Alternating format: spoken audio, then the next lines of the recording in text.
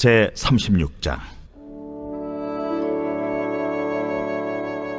부살렐과 오홀리압과 및 마음이 지혜로운 사람 곧 여호와께서 지혜와 총명을 부으사 성소에 쓸 모든 일을 할 줄 알게 하신 자들은 모두 여호와께서 명령하신 대로 할 것이니라. 모세가 부살렐과 오홀리압과 및 마음이 지혜로운 사람 곧 그 마음에 여호와께로부터 지혜를 얻고 와서 그 일을 하려고 마음에 원하는 모든 자를 부르매 그들이 이스라엘 자손의 성소의 모든 것을 만들기 위하여 가져온 예물을 모세에게서 받으니라. 그러나 백성이 아침마다 자원하는 예물을 연하여 가져왔으므로 성소의 모든 일을 하는 지혜로운 자들이 각기 하는 일을 중지하고 와서 모세에게 말하여 이르되, 백성이 너무 많이 가져오므로 여호와께서 명령하신 일에 쓰기에 남음이 있나이다. 모세가 명령을 내리매 그들이 진중에 공포하여 이르되, 남녀를 막론하고 성소에 드릴 예물을 다시 만들지 말라. 백성이 가져오기를 그치니 있는 재료가 모든 일을 하기에 넉넉하여 남음이 있었더라.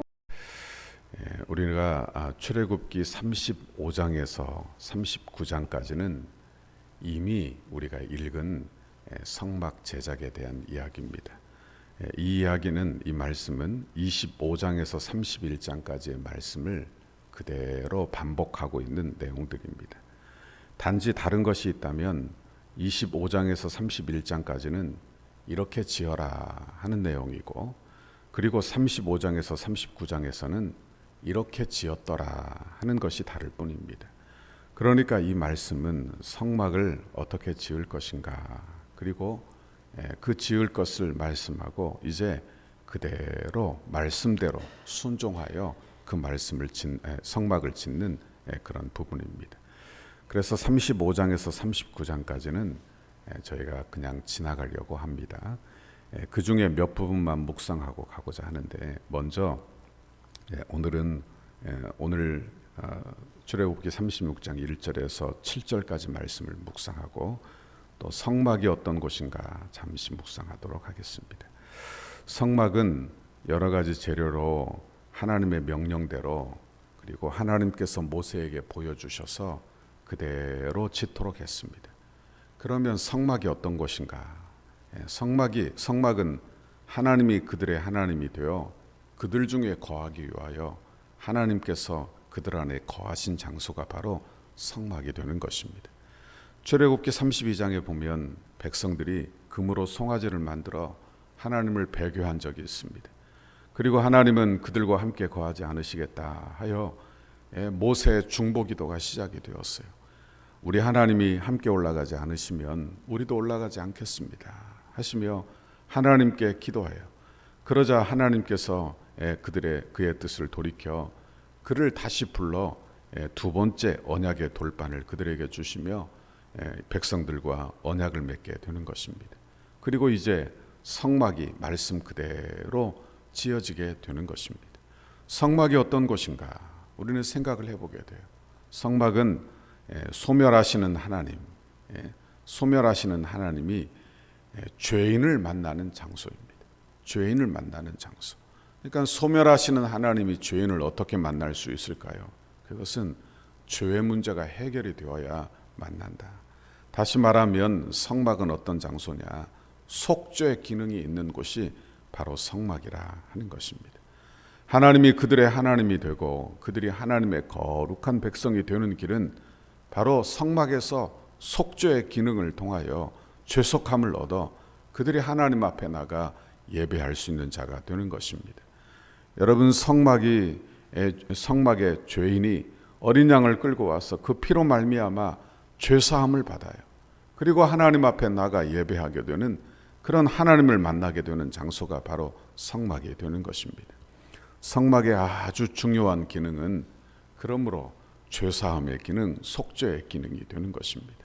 성막은 죄가 해결되는 곳이요, 그 죄가 해결됨으로 말미암아 하나님께서 계시는 곳이요, 그리고 하나님의 임재가 있는 곳이 바로 성막입니다. 그러므로 하나님은 속죄의 피가 있는 이 성막에 거하시면서 하나님 이스라엘 백성들과 함께 거하시기를 바라셨다 하는 것입니다. 여러분, 그런데 성막은 어떤 곳이냐? 모형이에요, 모형. 제가 출애굽기를 강의하면서 여러 번 반복했던 단어가 모형입니다. 성막은 하나님이 모세에게 하늘 성전, 하늘 성막을 보여주시고 그리고 그대로 짓도록 그렇게 모형으로 준 것이 바로 구약의 성막이 되는 것입니다. 그러므로 하나님은 하나님께서 가르쳐 주신 대로 방법대로 그 크기와 재질 그대로 하나님이 가르쳐 주신 대로만 해야 되는 것입니다. 그러므로 여러분, 우리도 신앙생활 감당할 때 하나님의 말씀으로만 신앙생활 감당할 수 있기를 간절히 바랍니다. 이 성막의 기능은 그러므로 모형인데, 여러분, 이 성막에는 속죄의 기능이 그 성막의 중심 기능이라고 했어요. 여러분, 이 속죄의 기능은 누구의 모형이냐? 바로 예수 그리스도의, 여러분, 그의 직분의 그 모형이라는 것을 우리가 기억해야 하는 것입니다. 성막의 모든 기능, 그리고 성막에 나오는 모든 기구들, 이것은 바로 예수 그리스도께서 이 땅에 오셔서 하실 사역, 그것을 그대로 우리에게 예표하여 말씀하고 있다 하는 것입니다. 다시 말해서 성막은 하나님과 인간이 만나는 곳인데, 거룩하신 하나님과 죄인이 만날 수 있는 곳, 그것은 죄사함 있는 곳이에요. 여러분, 그곳이 이 세상에 어디에 있을까요? 그건 바로 예수 그리스도의 십자가인 줄 믿습니다. 하나님의 공의로우심, 하나님의 한없는 사랑, 그것이 아무런 충돌 없이 만나는 곳, 그것이 바로 예수님의 십자가가 되는 것입니다. 여러분, 성막이 바로 예수님의 십자가, 예수님의 참 성전 되시고 그리고 우리의 구주 되시고 우리의 대제사장 되심을 우리에게 가르쳐 주신다 하는 것입니다. 히브리서 9장 11절, 그리스도께서 장래 좋은 일에 대제사장으로 오사 손으로 짓지 아니한 것 곧 이 창조에 속하지 아니한 더 크고 온전한 장막으로 말미암아 염소와 송아지의 피로 하지 아니하고 오직 자기의 피로 영원한 속죄를 이루사 단번에 성소에 들어가셨느니라 그랬어요. 여러분, 우리 예수님이 우리의 참 대제사장 되시는 줄 믿습니다. 우리의 예수님이 우리의 참 성막 되시는 줄 믿습니다. 우리 예수님이 또한 완전한 제물 되시고 우리 예수님이 십자가에서 죽으심으로 말미암아 우리의 모든 죄가 사함 받은 줄 믿습니다. 여러분, 이 모든 내용을 성막이 우리에게 보여주고 있다 하는 것입니다. 이제 우리가 읽은 오늘 본문의 말씀을 보십시오. 이제 명령한 대로 성막을 지켜야 하는데 어떻게 하느냐? 예물을 드리게 합니다. 2절 보니까 모세가 부살렐과 오홀리압과 및 마음이 지혜로운 사람 곧 그 마음의 여호와께로부터 지혜를 얻고 와서 그 일을 하려고 마음에 원하는 모든 자를 부르매 그랬어. 성막을 누구에게 이 일을 하도록 하시느냐? 잘 보십시오. 그 마음에 지혜로운 사람이, 여러분, 그 마음의 지혜를 어떤 지혜를 얻느냐?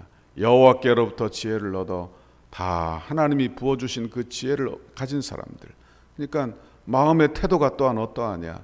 그 일을 하려고 마음에 원하는 모든 자, 이렇게 기록하고 있는 것입니다. 여러분, 하나님은 지금도 자원하는 사람들을 사용하시는 줄 믿습니다. 예배가 무엇입니까? 자원하는 것이 예배예요. 주를 사랑해서 주님께 자원함으로 드리는 것이 예배입니다. 구약의 성전을 지을 때에도 이렇게 자원하는 자에게 그렇게 주의 일을 맡기신 것을 보게 되는 것입니다.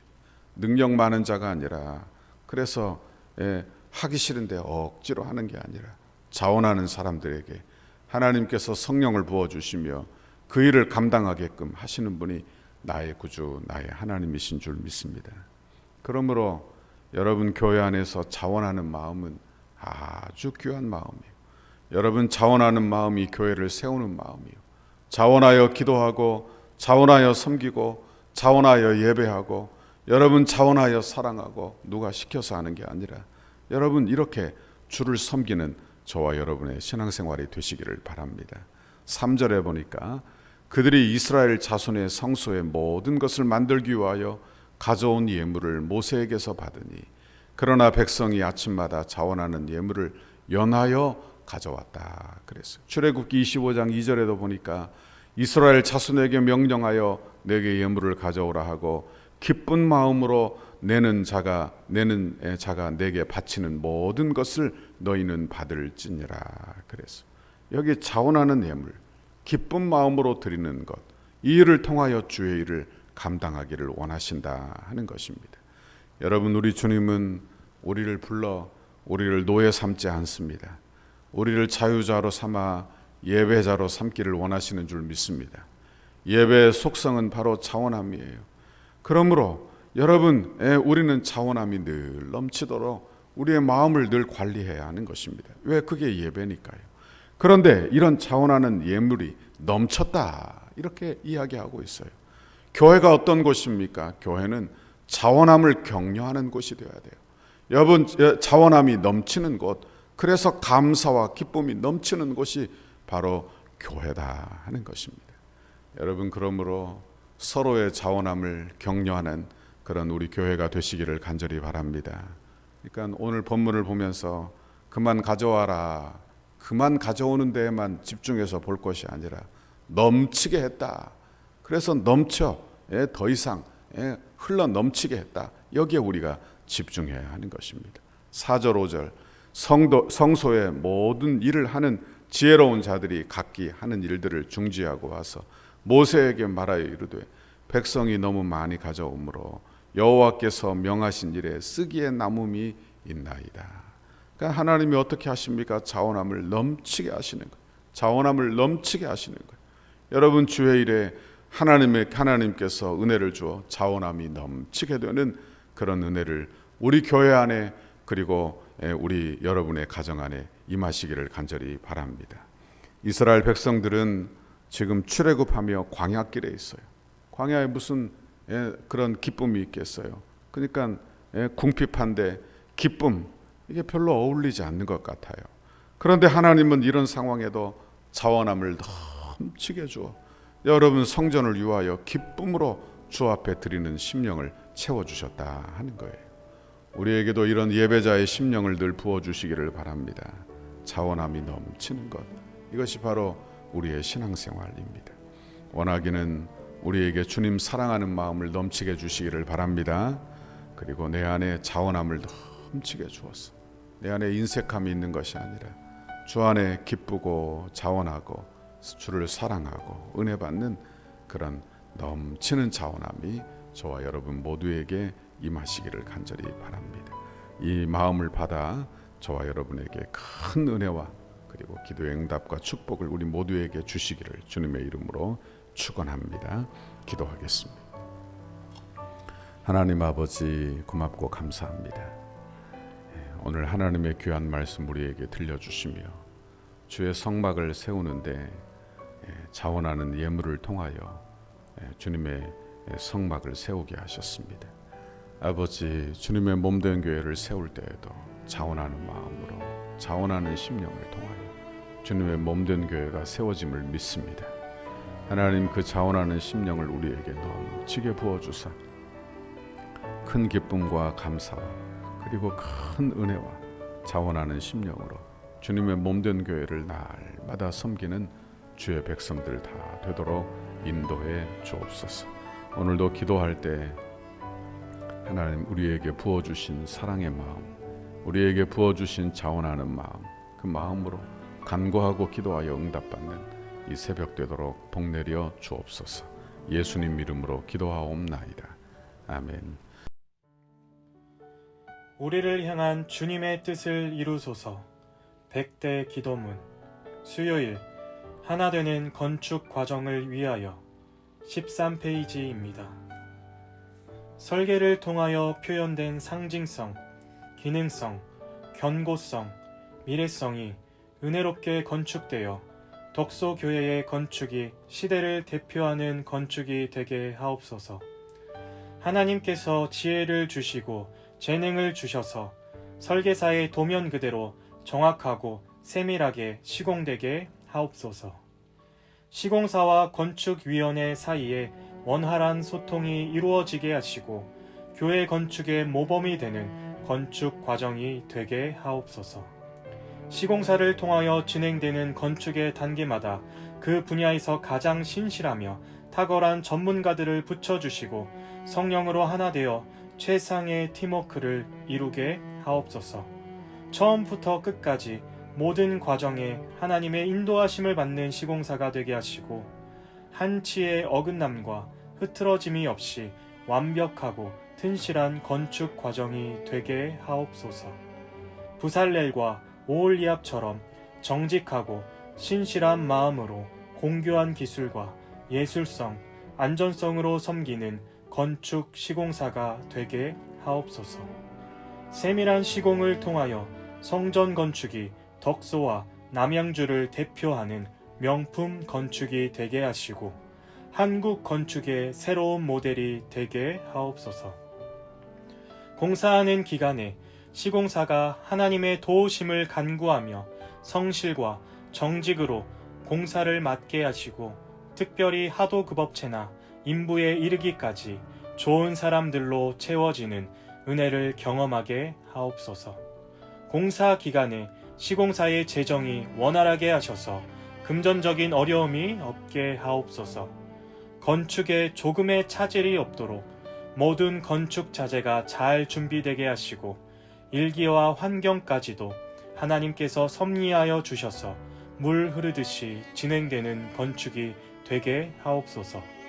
시공 과정 중 건축에 대한 의견을 나누고 상황을 점검할 때마다 막힘없는 소통이 이루어지는 행정이 되게 하옵소서. 건축이 진행되는 동안 우리 교회를 통해 넘치는 은혜와 복을 받아 사업이 더욱 번창하게 하시고 기쁨으로 건축에 동참하는 업체 되게 하옵소서. 시공사의 모든 직원들이 성전 건축을 통해 하나님을 알게 하옵소서. 시공사가 교회를 건축하면서 더욱 많은 일거리가 생겨나게 하시고 교회의 건축을 즐거움으로 감당하게 하옵소서. 토목, 구조, 기계, 전기, 냉난방, 조경, 음향, 영상, 조명 등 모든 분야가 잘 시공되어 정교함과 탁월함을 갖춘 건물로 마무리가 되게 하옵소서. 예수님의 이름으로 기도드립니다. 아멘.